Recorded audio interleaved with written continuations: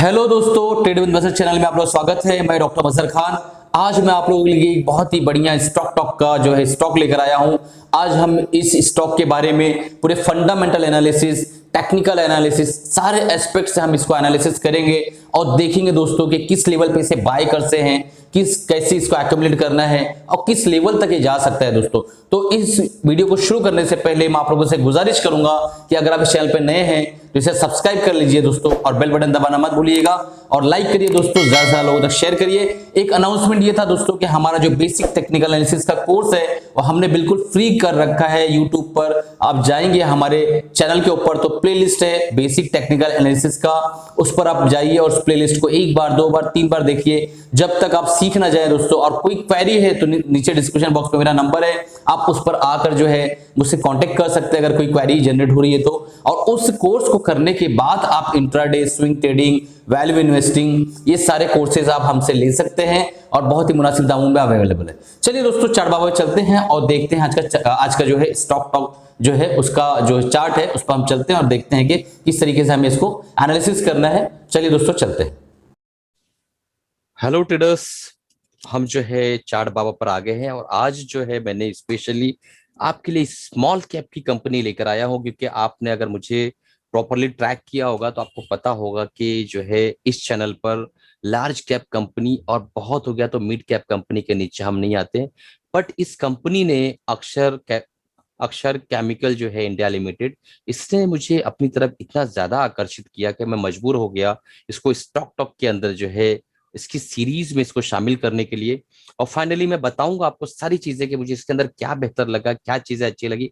हम लोग पूरा फंडामेंटल प्लस टेक्निकल यानी फंडो टेक्निकल एनालिसिस करेंगे और जानने की कोशिश करेंगे कि इस कंपनी के अंदर, छोटी सी कंपनी, तकरीबन 2.5 करोड़ 250 करोड़ के आसपास का मार्केट कैप है, इसके अंदर मुझे क्या बेहतर लग रहा है कि मैं इसको आपको बताना चाह रहा हूँ कि इसमें ये चीजें अच्छी हैं और आप भी इसके अंदर एक इन्वेस्टिंग के पर्पज से ट्रेड ले सकते हैं। तो चलिए शुरू करते हैं। सबसे पहले देखिए, इसके अंदर इंट्रिंसिक वैल्यू उसके अंदर ये प्राइस अवेलेबल है इस वक्त, जो कि ऐसा होता नहीं है। Current price less than the intrinsic value, जो कि वॉरेन बफेट साहब बहुत इंपॉर्टेंटली ये चीज बताते हैं कि करंट प्राइस कभी भी इंट्रिंसिक वैल्यू के नीचे रहे तो मार्केट में एंट्री ले सकते हैं। गुड एंट्री रिकमेंड कर रहे हैं लोग, एफडी से बेहतर रिटर्न दे रहा है ये तो बेसिक चीजें होगी। अब इसके बाद की जो मेन चीजें हैं बताता हूं मैं आपको। इसने एक हफ्ते में 5.24% का रिटर्न दिया, एक हफ्ते में 7.83% का रिटर्न दिया, एक महीने में 4.94% का, और एक साल के अंदर दोस्तों 30.54% का रिटर्न दिया इसने। इसके बाद जो मैं आपको दिखाने वाला हूँ 5 ईयर्स रिटर्न 64.19% नेगेटिव रिटर्न उसने दिए। तो वो जो चीजें हैं, आप ये जो 64.19% का रिटर्न है ये देखकर आप डर गए होंगे। इसका डाउन ट्रेंड देखिए आप, आपको बहुत ज्यादा इसके अंदर डर और एक जो गंभीरता नजर आ रही है कि डाउन ट्रेंड जा रहा है। और सर इसको स्टॉक टॉक में शामिल किए हुए, सर को ऐसा क्या लग गया, तो मैं सारी चीजें डिस्कस करने वाला हूं आपके सामने। देखिए, अब हम जाते हैं फाइनेंशियल्स में, और फाइनेंशियल्स के अंदर हम मोटी मोटा देखने की कोशिश करते हैं कि इसका इंडस्ट्री से बेहतर टोटल रेवेन्यू देखिए। FY 2020 के अंदर 261 करोड़ और यहाँ पे 328 करोड़ के आसपास का टोटल रेवेन्यू था। थोड़ा सा घटा है इसके अंदर। और चार्ट में जो पैटर्न्स मुझे दिख रहे हैं वो उसको हम अभी डिस्कस करेंगे थोड़ी देर में जाके। पीएस कॉम्पिटिटर्स में जब आप जाएंगे तो यहाँ देखेंगे आरती इंडस्ट्री, विनती ऑर्गेनिक्स, अल्काइल अमाइंस, ये सारे के पी देखिए दोस्तों बहुत ही ज्यादा हाई वैल्यूएशन पे अवेलेबल हैं इस वक्त। ठीक है, इसका जो पी है ये देखिए आप 13.61। तो इसका इंट्रेंसिक वैल्यू नंबर 1 जो मुझे पसंद आया, नंबर 2 इसका पी काफी बेहतर है, ये मुझे पसंद आया। ये दो चीज पर्सनली मुझे अच्छी लगी जिसकी वजह से मैंने इसकी तरफ आकर्षित हुआ। और जब चार्ट पैटर्न पे गया तो चार्ट पैटर्न तो हिला देने वाला था, बहुत ही बेहतरीन चार्ट पैटर्न था। हम होल्डिंग्स की बात कर लेते हैं। देखिए, प्लेस जो शेयर्स है बहुत कम है, इनसिग्निफिकेंट प्लेस है। हम डेब्ट टू इक्विटी रेशियो के बारे में भी बात करेंगे। ये देखिए मैं दिखाई देता हूं दोस्तों, टोटल डेब्ट टू इक्विटी रेशियो 0.05% है, जो कि नेग्लिजिबल है। और इसने बीच में तो यहाँ तक कि अपने आपको डेप्थ फ्री भी कर लिया था। तो आप देख पा रहे होंगे, यहाँ पे मैं पेन ले लेता हूँ आपको दिखाता हूँ। बीच में इसने अपने आपको डेप्थ फ्री कर लिया था 0.04%, फिर 0.05%। तो दोस्तों अगर 1% के नीचे डेप्थ टू इक्विटी रेशियो है तो उस कंपनी को हम अपने रडार में रख सकते हैं, उसको गुड माना जाता है, बैड कंपनी नहीं मानी जाएगी। ठीक है, और कर्ज मुक्त है तो एक्सीलेंट की कैटेगरी में आ जाता है। तो लगभग लगभग नेग्लिजिबल डेब्ट टू इक्विटी रेशियो है, यानी कर्ज मुक्त ही माना जाएगा इसको। एक्सीलेंट जो है इस कैटेगरी में ही आ जाता है अगर ये कर्ज मुक्त है तो आप समझ गए होंगे कि इसके अंदर डेब्ट टू इक्विटी रेशियो हमने देख लिया। अब हम आते हैं होल्डिंग्स पे। एक चीज छोटी सी बताऊंगा दोस्तों, आपने और आपके कुछ दोस्तों ने मिलके एक कंपनी बनाने का डिसाइड किया। मान लो उस कंपनी का टोटल नेटवर्थ है, आपका कैपिटल है 200 करोड़ रुपया, आपने सबने मिलाया और बनाने की कोशिश की। अब उस कंपनी के अंदर आपने जो है लगभग लगभग 62-63% के आसपास का जो है आपने मार्केट शेयर लेने की कोशिश की।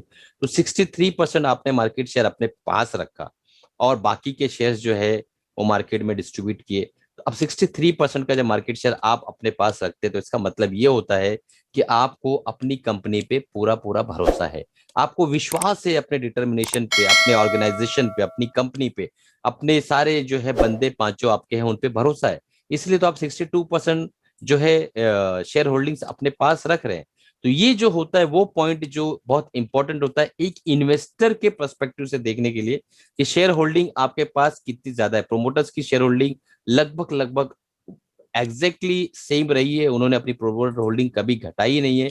म्यूचुअल फंड दोस्तों कम ज्यादा करते रहते हो, आपको मैंने हमेशा बताया है। फॉरेन इंस्टीट्यूशंस भी इसमें कम किया है, लेकिन इन्होंने जो है टोटल प्रोमोटर्स जो है उन्होंने अपनी होल्डिंग को नहीं कम की है। ये है वो तीसरी स्टोरी जो मुझे पर्सनली पसंद आई। ये थर्ड स्टोरी कि इसने जो है अभी प्रोमोटर्स ने अपनी होल्डिंग्स को बिल्कुल भी कम नहीं किया है। तो इंट्रिंसिक वैल्यू, पीई रेशो, डेब्ट टू इक्विटी रेशो और डेब्ट टू इक्विटी रेशो और जो है ये प्रोमोटर होल्डिंग, ये हमारी चार स्टोरी यहाँ मैच होगी। अब हम चलते हैं चार्ट पर और देखने की कोशिश करते हैं कि चार्ट हमें क्या कह रहा है, क्योंकि आपको पता है कि टेक्निकल एनालिसिस का मैं माहिर हूं। फंडामेंटल्स मैं अपने काम भर का जानता हूं, बहुत ज्यादा फंडामेंटल की वैसे भी जरूरत नहीं पड़ती है क्योंकि टेक्निकल एनालिसिस के अंदर सारी चीजें दिखती हैं दोस्तों। अब आप देखिए इसकी जो लिस्टिंग हुई 2017 जो है लिस्टिंग हुई थी, और लिस्टिंग के बाद मैं मंथली कैंडल खोल रखा है मैंने दोस्तों, ये मंथली चार्ट है। और इसके अंदर आप देखेंगे कि ये जो लिस्टिंग के बाद कंसिस्टेंटली जो है नीचे आ रहा है, कंसिस्टेंटली नीचे आ रहा है, देखिए आप। ठीक है, यहां पे मुझे क्या दिखाई दिया, मुझे ये दिखाई दिया कि प्राइस जो है लगभग लगभग 1900 के आसपास से कंटिन्यू गिरते गिरते जो है प्राइस तकरीबन आ गया था, प्राइस तकरीबन आ गया था, एक मिनट देख लेते हैं। प्राइस ने जो है 138 का लो लगाया, प्राइस ने 138 का लो लगाया।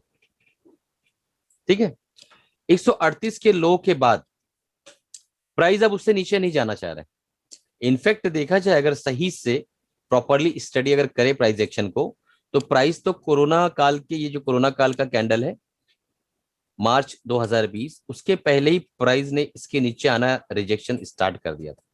ठीक है, उसके बाद प्राइस ऊपर ही जाने की तैयारी कर रहा था, बट अगेन जो कोरोना आ गया उसके बाद प्राइस ने इसका एक डीप मारा और 138 का डीप मार के फिर प्राइस वापस ऊपर गया। फिर दोबारा दोस्तों इसके नीचे फिर से वो आया नहीं, देख लीजिए आप।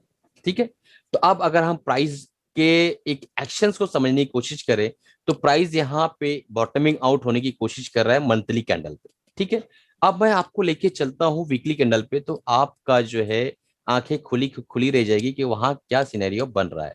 हम जा रहे हैं वीकली कैंडल पे। तो वीकली कैंडल में जब आप आते हैं दोस्तों, तो जो प्राइस बैंड की मैं बात कर रहा था उस प्राइस बैंड पे आप क्लियर कट आपको एक जो है हाइयर हाई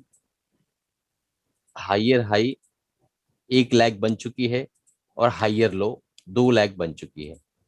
तो अब ये जो संकेत है हाइयर हाई हाइयर लो, ये जो संकेत है इसको अगर कोई समझदार आदमी समझ रहा होगा तो उसे समझ में आ रहा होगा कि ये जो संकेत होते हैं दोस्तों इस तरह के फॉर्मेशन के, ये होते हैं ट्रेंड रिवर्सल के, ट्रेंड रिवर्सल के।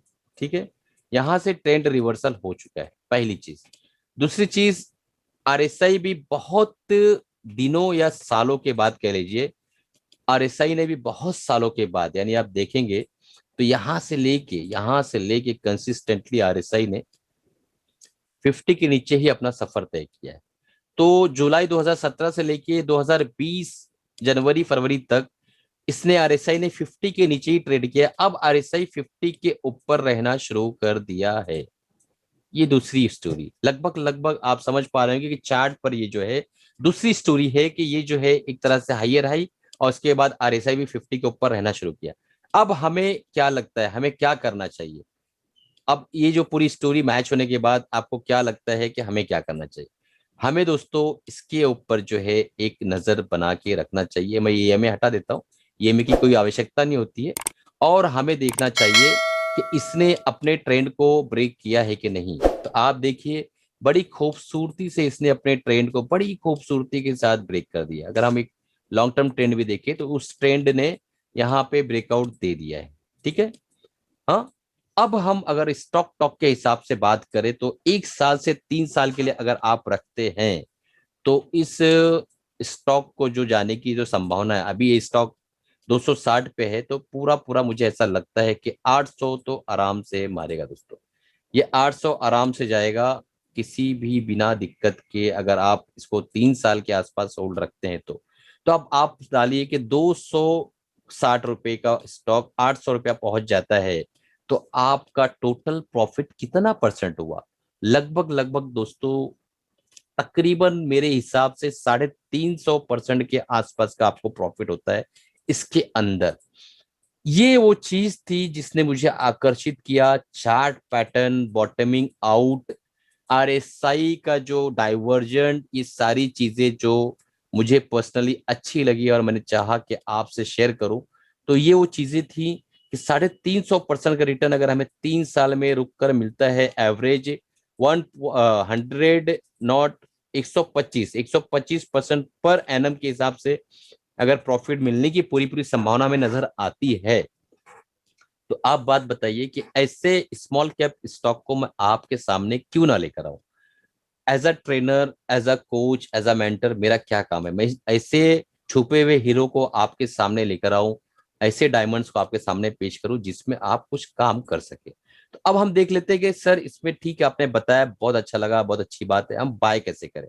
तो हम वीकली चार्ट का एक पैटर्न बना के चलेंगे, और ये जो आपको दिख रहा होगा, ये जो एरिया है, ये एरिया जो है यहाँ पर, ये जो एरिया दिख रहा होगा आपको, इस एरिया को हम as a stop loss consider कर लेते हैं। बहुत बड़ा स्टॉप लॉस नहीं लेंगे हम।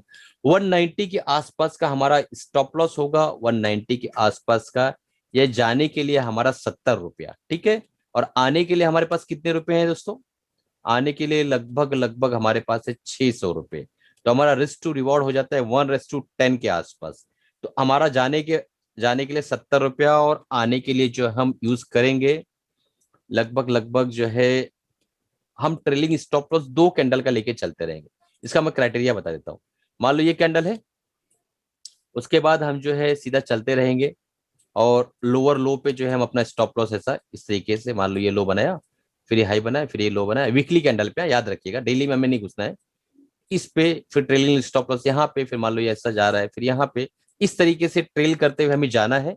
और ये पूरी जो जर्नी होने वाली है 2-3 साल के अंदर, इस पूरी जर्नी का मजा हमें लूटना है दोस्तों। ठीक है। इसके अंदर विप सॉस आएंगे, डाउन होगा, मार्केट गिरेगी, सारी चीजों आपको सहना है, झेलना है, सारी चीजों को समझने की कोशिश करना है। बहरहाल अब इस तरीके से जो है इसके अंदर पोजीशन बनाइए, थोड़ा थोड़ा पोजीशन बनाने के शुरू करिए। ये जो एरिया है, ये एरिया जो होता है, ये एरिया,